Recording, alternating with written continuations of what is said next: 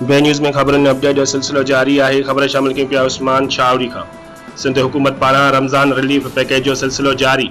Deputy commissioner टिंडोवालहेयार की हिदायतन ते जहंडोमरी तालुके के मुख्तलिफ शहरन में सस्ते अघ ते अटे और खंड जा स्टाल लगाए 75 रुपया फी किलो खंड और 40 रुपया फी किलो अटो दिनों पियो वञे।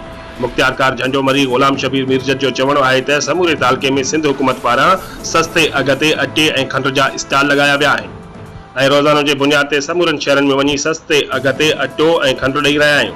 प्यारो लुंड मसण खां पोइ उस्मान शावरी में सस्ते अघ ते सामान ॾिनो पियो वञे जीअं हिन महांगाई में अवाम सस्ते अघ ते शयूं ख़रीद कर सके। रिपोर्ट कराए हनीफ बलोच बे न्यूज़ उस्मान शावरी।